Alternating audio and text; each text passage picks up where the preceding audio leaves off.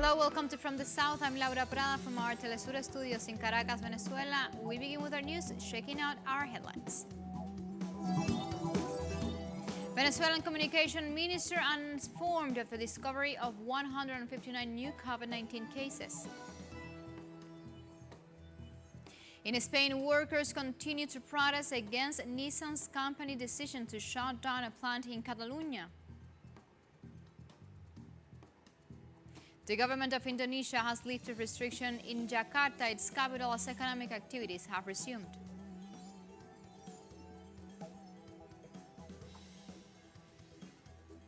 We begin with our news. You stay with us.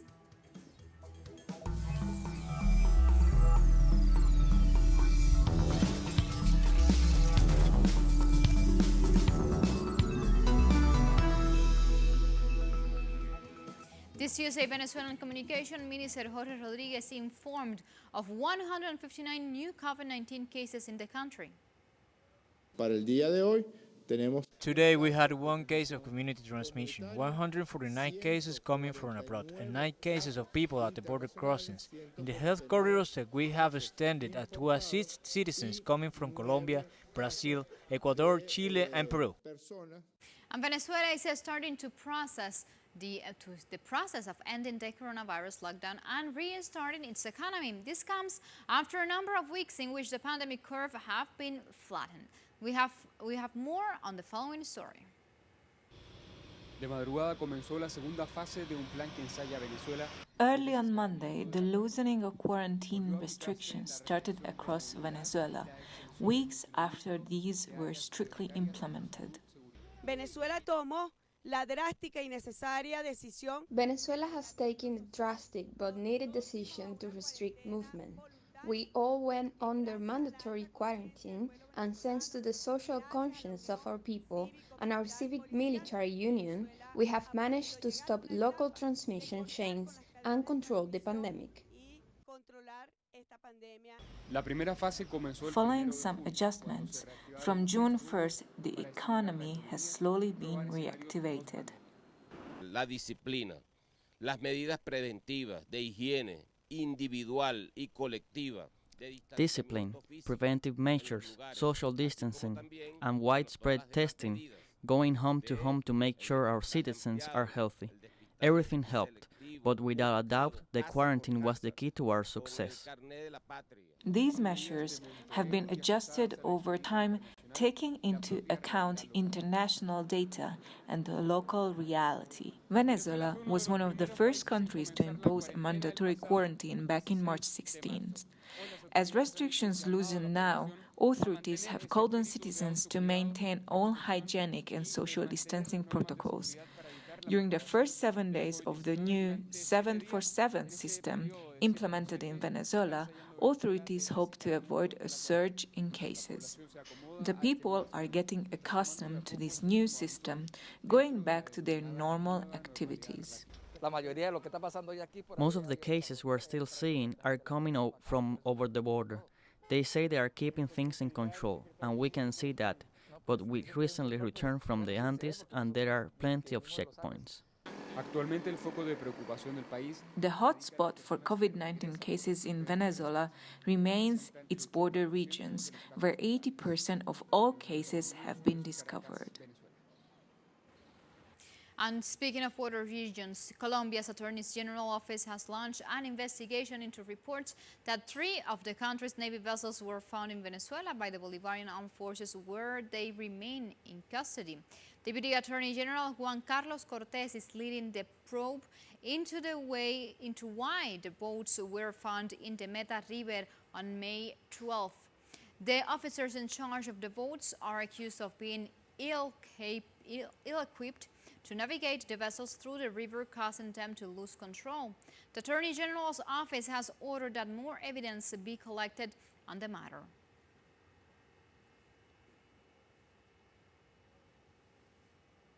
And a Colombian doctor on the front lines fighting COVID-19 has expressed fear for his life after receiving death threats and 2 funeral requests. José Julián Buelva believes that threats come from paramilitary groups who accuse him of allowing a patient to die.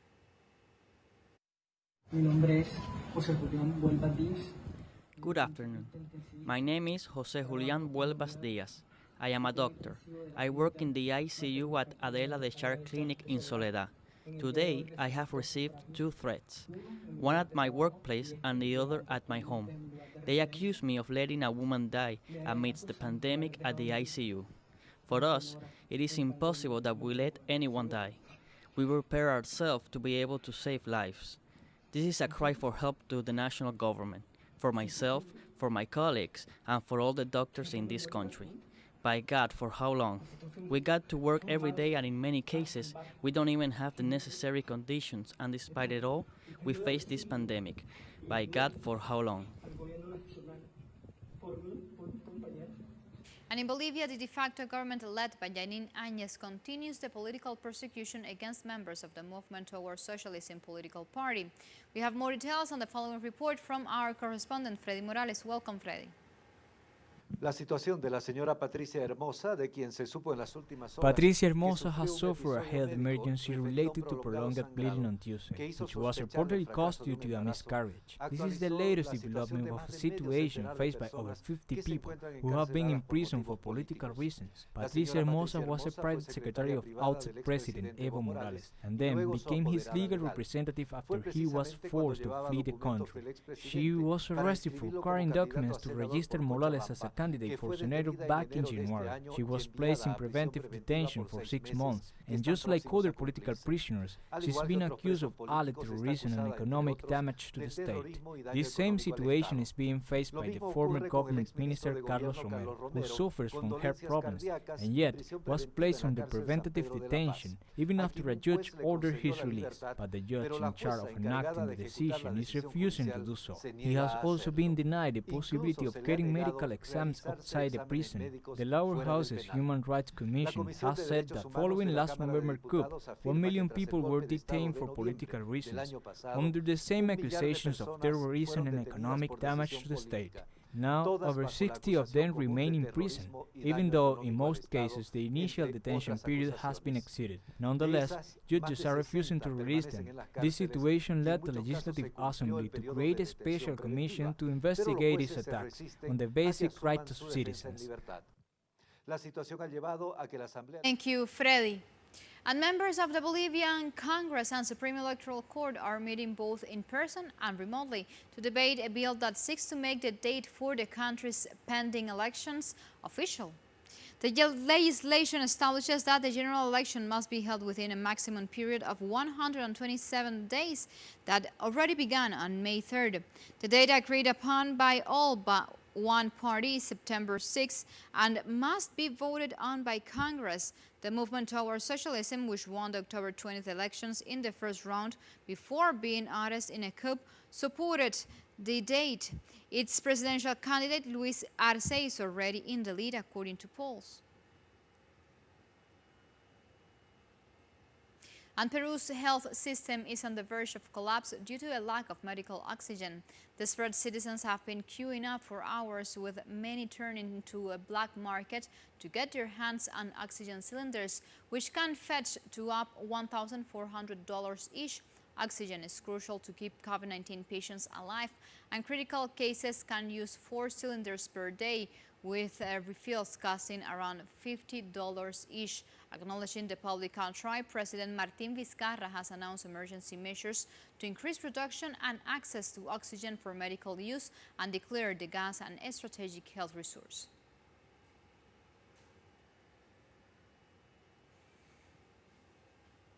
And due to pressure from Brazilian President Jair Bolsonaro, who continues to disregard the risk of COVID-19, this Wednesday will see the reopening of commerce in the largest city in South America, Sao Paulo. Our correspondent there in Sao Paulo, Brian Meir, has the details. Welcome, Brian. Tomorrow, the largest city in South America, Sao Paulo, is reopening commerce. The day after the state recorded its record number of deaths from COVID-19, 347. This goes against all conventional wisdom, and most people feel that it's due to pressure from far-right President Jair Bolsonaro, who's been threatening governors and mayors. So tomorrow in São Paulo, despite having a record number of deaths, despite the curve not showing any signs of flattening in the near future, Stores are going to open up for 4 hours, and shopping malls are going to reopen for 4 hours as part of a gradual phase back into commercial activity in the height of the pandemic. As the death toll continues to climb in Brazil, the federal government has begun hiding statistics on casualties and infections in COVID-19. Last week, the state health ministry erased all of the cumulative data from its website on COVID-19 and began only issuing the numbers on a daily basis, making it impossible for researchers to gauge what the curve looks like. As a result of this, today, Supreme Court Justice Alexander de Moraes issued an order for the health ministry to start resharing all of its data with the public. Thank you, Brian. With this information, we go for a first break. Remember, follow us on Twitter at Telesur English and on my account at Laura P. Telesur. We'll be right back with some more news.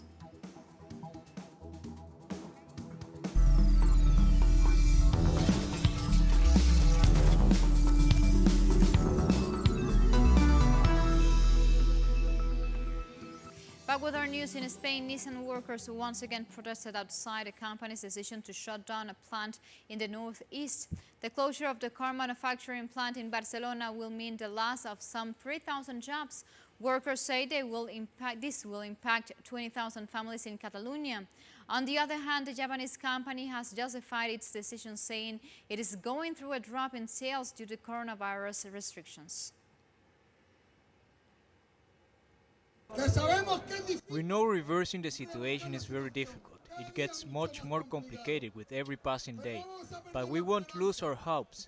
They will keep seeing us in action as long as necessary to show them we are alive. That in the end we may lose our jobs, that maybe none of us will be able to find another jobs, but they won't take our dignity away. We are here trying to save our jobs and our families. We are against the decision taken by Nissan to close the factory.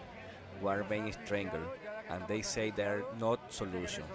So that's why we are here, to try to turn this around. And tour guides in Rome organized a flash mob in front of the Pantheon and a sitting outside the Italian parliament this Tuesday in protest at what they see as a lack of government support for the tourist sector. Dressed in black, those gathered protested by stomping their feet and shouting, "Without tourism, Italy dies." The tour guides say they feel invisible and are demanding financial aid from the government to see them through the next March, when they hope tourism will return to its normal levels.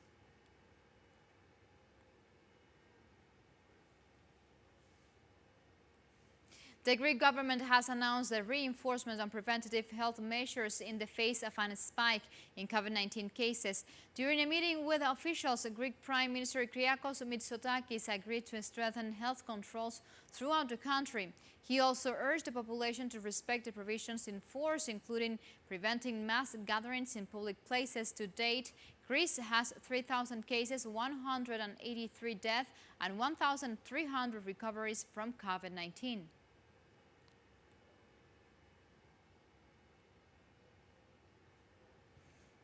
Russian President Vladimir Putin and German Chancellor Angela Merkel discussed the current conflicts in Syria and Libya and the situation in Ukraine, as well as the cooperation to fight COVID-19 pandemic.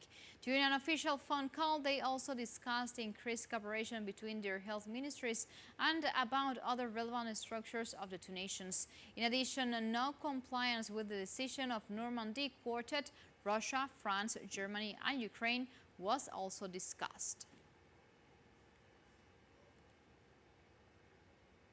New Zealand has lifted all domestic restrictions in social distancing and mass gatherings after reporting no active cases of the novel coronavirus. The country moved to level 1 after no new cases were reported for 17 days. New Zealand first went into lockdown on March 25th, setting up a 4-stage alert system. Most businesses were shut, schools were closed, and people were told to stay at home. The country's borders remain closed to foreign travelers, and all New Zealanders arriving to the country must abide by a 14-day period of self-isolation. Meanwhile, in the United States, 5 states voted in primary elections amid COVID-19 pandemic, which continues threatening the country. Public health crisis in the United States, the worst worldwide, forced the state of Nevada to stage an all-mail-in election. Meanwhile, North Dakota, Georgia, and West Virginia sent applications for absentee ballots to allow the options for voters to vote by mail. In Georgia, the vote was mired by long lines and some voting machine troubles.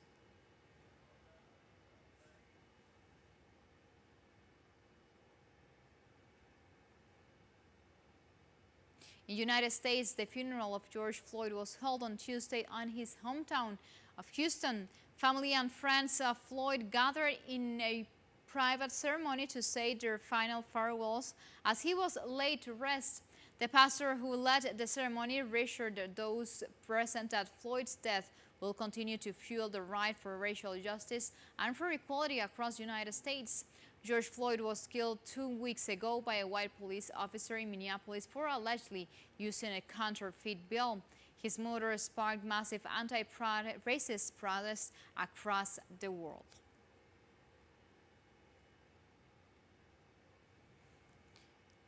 Regarding this, we have the following report from our correspondent Jorge Gestoso, straight from Washington. Welcome, Jorge. Thank you. It took about 4 hours, the private funeral of George Floyd in Houston, where Reverend R. Sharpton was pronouncing his eulogy. He mentioned, for example, that let's fight on, he says at the very end. This is the beginning of the fight. He's also complaining about President Trump and the way that he was handling precisely the Pacific demonstrations. He also says that they are concerned about how to stop the demonstrations, but not concerned about what he called the police brutality. He says that it's needed justice, the same for everybody in the country. Also, he mentioned that the police that killed George Floyd was full of venom, and we have to be careful, he said, that all of expressions of racism in the U.S. has to be punished in the same way. Most definitely, now the next stop is for George Floyd, the cemetery outside of Houston, where he's going to lie for rest next to his mother. We'll get back to you now. Thank you, Jorge.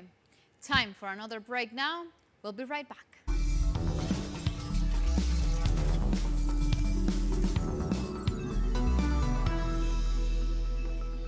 We are back with our news. The government of Indonesia has lifted restriction in its capital city, Jakarta, as economic activities have resumed.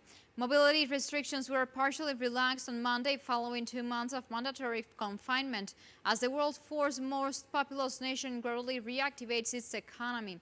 Public transportation became fully operational as well as offices, restaurants and shops, although with only half of employees. Mosques are also reopened in the country with the largest Muslim population in the world. The African continent has so far reported 197,313 COVID-19 cases. Thursday's report issued by the African Center for Disease Control and Prevention adds that the number of deaths, which on Wednesday was at 5,189, rose this Thursday to 5,354. South Africa appears on the first position of infections with 50,879, of which 26,999 have been cured, which translates into a recovery rate of 51.3%.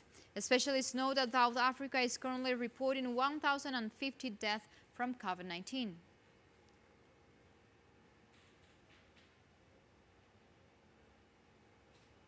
And the board of directors of the African Development Bank approved a special aid package for Nigeria in order to mitigate the effects of the COVID-19 pandemic in the country. AFDB's director in Nigeria, Ebrima Fall, reiterated the support of the regional entity which this nation's National Strategy 2020-2024. According to the project, social inclusion will also be promoted through the development of agribusinesses and other sectors. Fall explained that special attention will be paid to supporting the Nigerian private sector in terms of financing and counseling.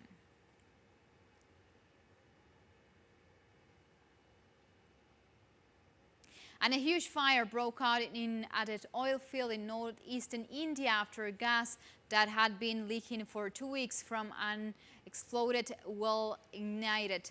Authorities also launched a probe into the death of 5 people who died since the gas started leaking on May 27th. The leak started after a gas well in an oil field managed by a state-owned Indian LTDs blew out. Authorities have established an emergency zone of 1.5 kilometers around the oil field and evacuated about 2,500 people from their homes. Burundi's outgoing president, Pierre Nkurunziza, has died of a heart attack. And a statement from the government announced that with great sorrow to Burundians and the international community, the passing of President at the age of 55. Nkurunziza died at Karusi Hospital after suffering a heart attack on June 8th. In power since 2005, the president was due to be replaced in August by his political ally, Evariste Ndayishimiye, who was declared the winner of the May 20th presidential elections. What I will remember about him is that he was courageous. He knew how to control everything, no matter how serious the situation was. I was saddened by this news. I suffer enormously because we give birth for free. Our children go to school for free. We are deeply touched. Police repressed protests by vendors in Kinshasa, the capital of the Democratic Republic of the Congo, who were trying to force their way into the main central market. The market has been closed for 2 months due to the coronavirus lockdown. Already in the last few years, there has been misinformation among the population that the big market, which is closed because of the lockdown, it's being destroyed. Their goods are disappearing, going up in smoke, when in truth, this is not the case. Residents of a slum in the Kenyan capital, Nairobi, protested against police brutality on Monday, a week after the death of a homeless man who was shot and killed by police. James Mureti was accused of violating a curfew which had been in place during the coronavirus outbreak.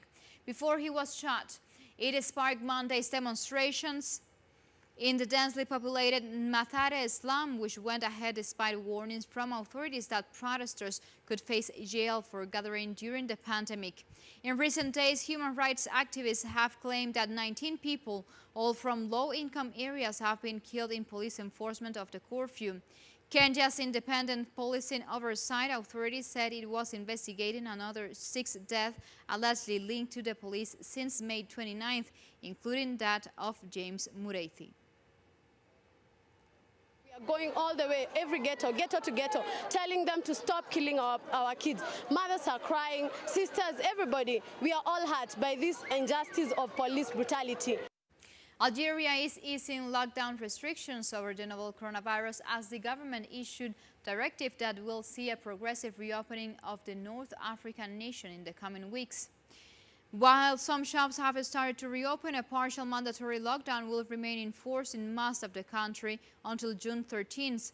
Businesses owners said that as soon as the government announced the reopening instructions, they contacted employees to prepare for the chance. Hand sanitizer dispensers are being installed in all stores, and there will also be strict rules over the number of people that can be inside at one time. With this information, we come to the end. Of course, you can find this and much more other information on our website, TelstarEnglish.net, where you can read over articles, watch special interviews, and update yourself about the latest figures regarding COVID-19. The invitation has been made. You continue with us with Telesur, always together, connecting our global thoughts. Until next time, thank you for watching.